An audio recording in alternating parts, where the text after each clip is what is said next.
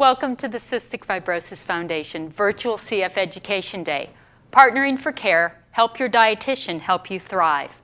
I'm Leslie Hazel, Director of Patient Resources at the Cystic Fibrosis Foundation. This webcast is hosted by the Johns Hopkins CF Center and supported through an unrestricted educational grant from Genentech. It is a part of the Partnering for Care webcast series that focuses on the different roles of the healthcare providers in the CF Center that are designed to help you or your child with cystic fibrosis thrive. Anyone with CF or who cares for someone with cystic fibrosis knows that it's a team effort. This team includes the person with CF, their family, their friends, and the healthcare professionals at the care center. Partnership is when a person or persons take part in an activity with others. In this case, it is caring for cystic fibrosis. Partnering with your CF healthcare provider is important in order to help you or your child with CF thrive and learn how to fit CF care into your life versus your life into CF care. This presentation will focus on how you can partner with the dietitian at your CF care center so you or your child with CF can have a healthy weight and a healthy diet. The questions for this segment came from you, the community. However, any questions that are not related to the topic or that ask for medical advice will not be asked or answered. If you have additional questions, I encourage you to talk with the dietitian at your CF care center. You can also contact the Cystic Fibrosis Foundation at 800-FIGHT-CF or info@cff.org. Joining me is Amanda Leonard and Marsha Davis. Amanda is the dietitian for the Pediatric Care Center at the CF Care Center at Johns Hopkins in Baltimore, Maryland.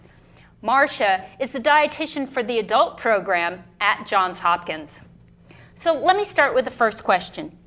Tell me what your role is on the CF care team. My role on the CF care team is just to help children grow. That's when people ask me what I do, that's what I say, is that I help children to grow and flourish. And Marsha? And my role is to help adults either gain weight or maintain the weight. So that's nice and simple. So how do you keep up to date on current practices? What's the latest in care? And how do you keep up to date with what people might be doing around the world in nutrition related to CF? One of the best ways to keep up to date is to read professional journals or attend the North American CF Conference. There's also a listserv for dietitians that has lots of good back and forth discussion between different care centers to find out what others are doing. And there are a series of webinars that we can listen to and just collaboratives, as well as the CF practice guidelines, which really help us to stay current. Very interesting. So what is considered a healthy weight and why is nutrition important for somebody with cystic fibrosis? Nutrition is important for someone with CF because there seems to be a relation between how much you weigh and your lung function. So your body mass index percentile, which we want to be at or above the 50th percentile for children, is related to your FEV1 or your pulmonary function test. And as one goes up, so does the other. It's a lot easier, sometimes easier, to control your BMI or improve your weight than it is to improve your lung function. So this is where we focus a lot of our efforts. So that's in pediatric care. What about what's a healthy weight for an adult with CF? In the adult population, we aim for a BMI of 22 for females and a BMI of 23 for males. Well, let me ask this. What does BMI stand for? BMI is body mass index, and it basically measures height for weight. So the taller somebody is, if they're a healthy weight, it balances out. Is that what you're saying? And is there some place that a person can go online to calculate their own BMI? Yes, you can go to the website from the CDC, and it's www.cdc.gov. And then just type in body mass index and the calculator will come up? And the calculator will come up and you put your height and you put your weight into the equation. Oh, excellent. So what is a healthy diet for someone with cystic fibrosis? A Healthy diet is a diet that is high in calories and it's also high in protein. Okay, and high in calories, that's a lot of food to eat with a lot of calories. So is there any way to get calories in but not eat humongous amounts of food? Fat has more calories per gram than carbohydrate or protein, so you get more calories with a smaller volume of food. So usually we encourage people with CF to have a high fat diet because it's an easier way to get more calories in. You get a lot more bang for your buck from fat than you do from carbohydrate or protein. So for someone with cystic fibrosis, we are actually recommending them to eat high fat foods, right? Really fatty foods. Well, yes. But are there some fats that are healthier or better for someone with CF than others? In the case of individuals with CF, all fats are healthy. Okay. So basically, in the general population, we focus a lot more on the unsaturated fats, both the monounsaturated and the polyunsaturated fats. However, with the CF population, we just want them to eat as much fat as they can. So a lot of fat, some good fats to target in on nuts, avocados, mayonnaise, margarine. Olives, yeah. Nut butters. Yeah, excellent. So I know people with CF get regularly measured fat-soluble vitamins. What are fat-soluble vitamins and why are they important in cystic fibrosis? The fat-soluble vitamins are vitamins A, D, E, and K. And a fat-soluble vitamin means that that vitamin mixes up in the fat in your system. So people with CF need extra because they might be malabsorbing some of the fat that they're eating even when they're taking enzymes. And fat-soluble vitamins provide all sorts of they have different functions in the body. Vitamin A is important for normal vision. Vitamin D and vitamin K are involved in bone health. Vitamin E helps keep your red blood cells healthy. And I always tell families that, and especially children, that vitamins, it's hard to see what they do. They kind of work behind the scenes, but it's really important to take your vitamin supplements to stay healthy. So how often do you measure these fat-soluble vitamins? They are measured at least once a year. Oh, okay. So you monitor them fairly closely. Yes, we do. So we've talked about healthy diets and healthy foods. What can people do with CF to prevent problems such as CF-related diabetes or bone disease? You unfortunately can't prevent, or we don't know of a way to prevent CF-related diabetes. But what you can do is have screening, which would be an oral glucose tolerance test, and checking your blood sugars at least once a year on the routine lab work to make sure that if you develop CF-related diabetes, that you catch it early. What about bone disease or osteoporosis or other complications? There's not a lot of evidence to suggest that we can do anything to prevent it. But again, the important thing is having the screening, making sure that you have an adequate amount of calcium in the diet, and making sure that your vitamin D levels are within normal ranges. Weight-bearing exercise. Weight-bearing exercise is also very important for your bones. My physical therapist would want to make sure that I mention that. Physical therapist, another member of the CF care team. So we talked a little bit about CF-related diabetes. How does treating or taking care of their diabetes, does that affect other health issues for someone with cystic fibrosis?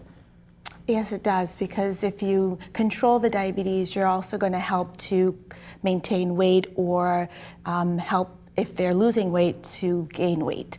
The other thing is that you can help decrease the amount of infections that they might get as a result of controlling the blood sugars. So diet and controlling blood sugars are very helpful for lung health in somebody with cystic fibrosis. They're all very closely related. So Marsha, you take care of adults with CF, and Amanda, you take care of kids with CF. What's the difference in nutrition between taking care of adults and taking care of kids? I think there are probably a few differences. In children, we're looking at growth, and in adults, I think Marsha can speak more to it. They're looking more at maintaining, but my job is really to work with the family to set the goals and find out where the child wants to be, and really fostering a positive attitude towards food. And then as they move to Marsha, I think they have different issues that come up. In the adult population, you have to also deal with the problems related to marriage and taking care of a family, added responsibilities. They're working, and so you want to take into consideration all of these things in terms of helping them to meet their nutritional needs and the increased demands that they have as a result of their disease.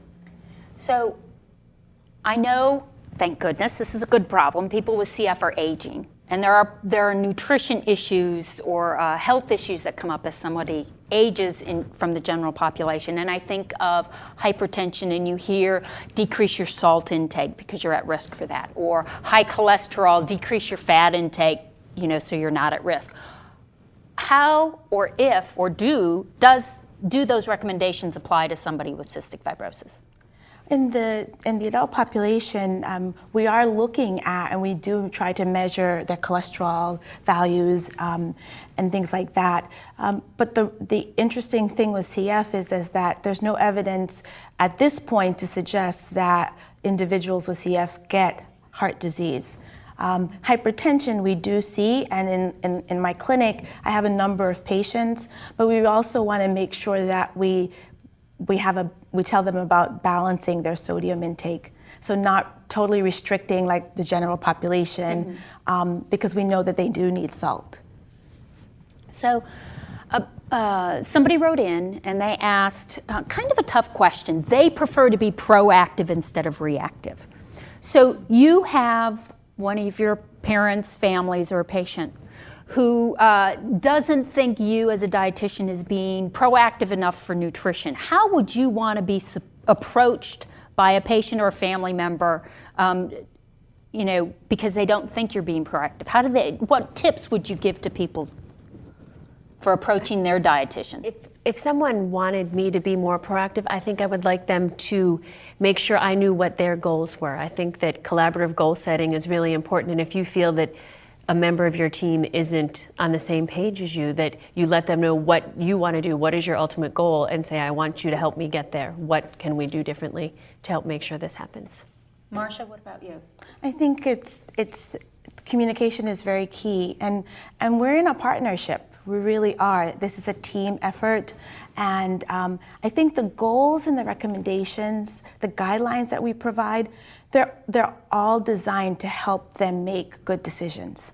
And that's really important. And so if I'm not helping you to meet your goals, then I really do want to know where you're at. I think that's key. So it's really being, as the patient or family member, to be a full team member of the CF team. They really need to have open, honest, direct communication. Exactly. This is what we want to accomplish. Yeah. And I think they also need to know that our goal is to help them achieve their goals, and that what we might think our starting place might not be where they are, and we need to work together because we're looking at care for their family. It's not the CF team telling you what to do. It's working together to achieve the goals, to make sure everyone gets what they need.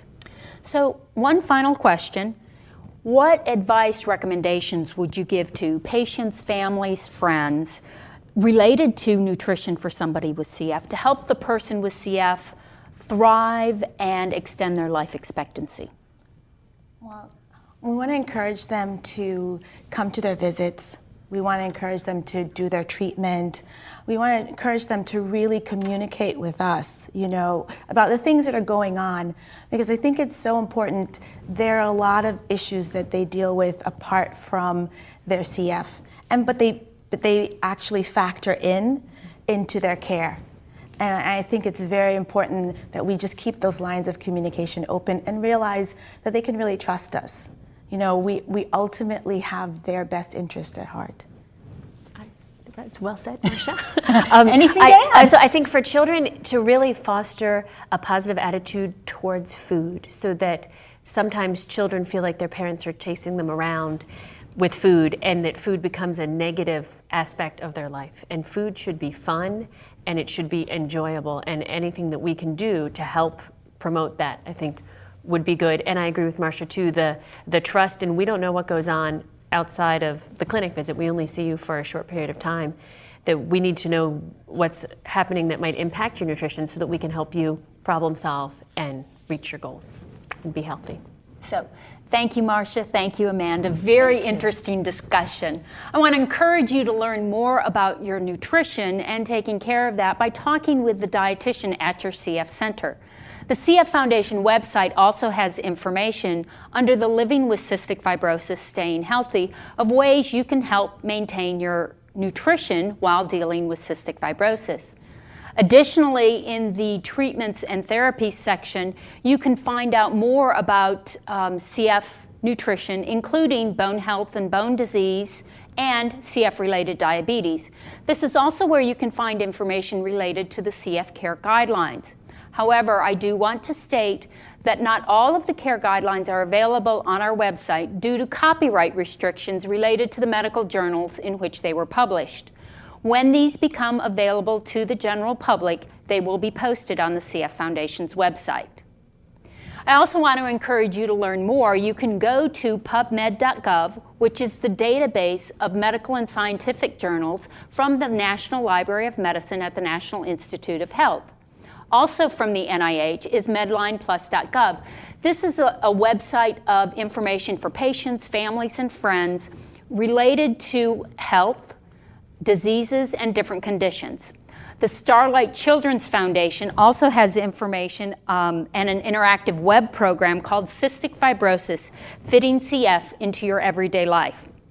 HopkinsCF.org is the website for the Johns Hopkins Cystic Fibrosis Center.